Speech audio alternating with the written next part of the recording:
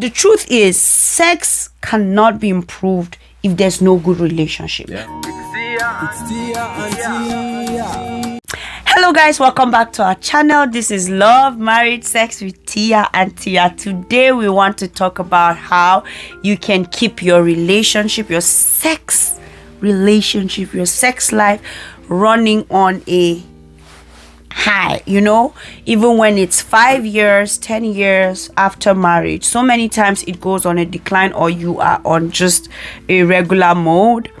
It is fine when you're on a regular mode, but decline is not what we want to see. What do you mean by regular mode? Regular, like once a week, twice a week. Okay. No adventure. Like a regular scheduled program. Yes, but you're not. Yes, but you're not declining. You're just there. Okay. Yeah. So we are not. It's good, but we don't want to decline. So how can you keep that fire burning, that relationship, that sex fire burning, even after years? So 5, 10, 15, 20 years of the same old. The same act with the same person. How do we keep that going? So I guess this analogy I can think of is food.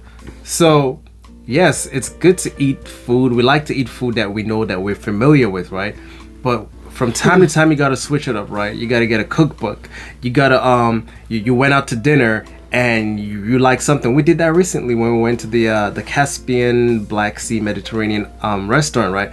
And we're like, man, this salad is out of this world. We went, came back, and you started making that salad, and we've been doing that ever since, right?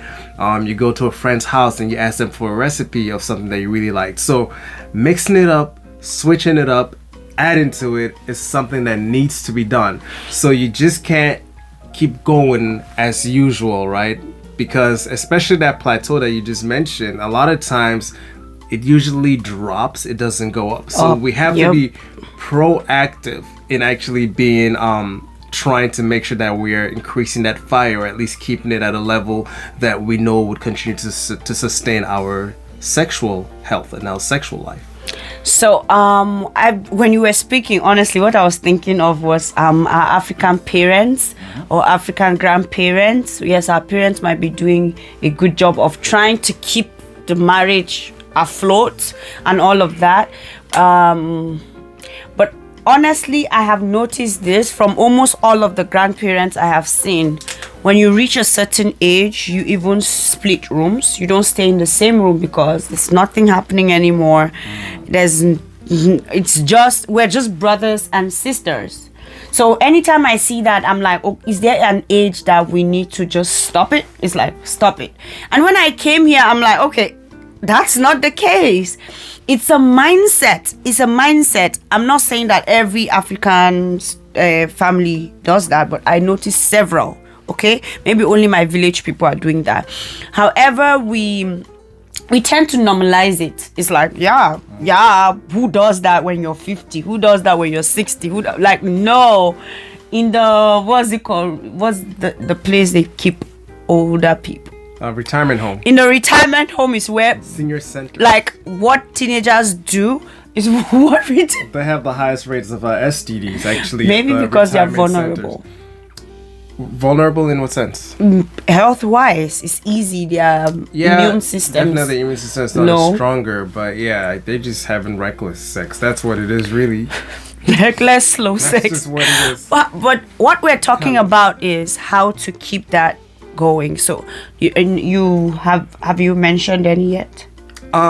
So we have to try new things. Yeah, like whether it could be as simple as, hey, you know what, for the past 5 years we've had sex in this particular building, in this particular part of this building, let's switch it up, let's go here. Maybe there's a certain hotel or a certain resort that we have always wanted to go to, let's go there. Going out of your comfort zone, well, not comfort zone, going out of your home or place that you're familiar with can actually kind of reignite or kind of just make that sexual experience much more intense than prior, or than what you've been used to. Try new accessories, yes. like again, if if you're a couple that, you know, like toys is not a problem for you, trying new accessories can help, you know. Those are just two things I could think of. For me, I think also letting it build up. Always have that season of allowing a build up of passion, a build up of emotions. Like, I want to do it, but I'm not gonna do it. Then we pile it up for that moment of like, boom. Delayed gratification. Delayed gratification is the word. I feel if you have those seasons, let's say once a year you do that, there's that one time that maybe because we always do it, we're always busy, we don't see any need. But let's say, okay, this month we would have a build up, we delay it. There's so much of teasing. We know that month there's so much of teasing, there's so much of everything, but we don't do this. I feel like it also improves the relationship. It also improves that. The truth is, sex cannot be improved if there's no good relationship. The first thing you need to deal with is the relationship, is that bond, is that intimacy. If you've built that intimacy to a certain level, sex is like, duh. And I think also in addition to that, having sex goals, especially as you progress. So I think the first few years is easy. We don't need goals. We just like, all right, this is what we want to do, bam, bam, bam, bam, bam. But 5, 10, 15 years down the road, it might get very, very repetitive, where it actually might help to have sex goals for whether if it's a certain year or for the month or whatever, and actually just write it down. I think that also helps to, you know, you have something to look forward to, which also would help to build the tension, which would also help to build up the excitement up until that day or that time that you actually incorporate that new sexual thing into your schedule, into your routine.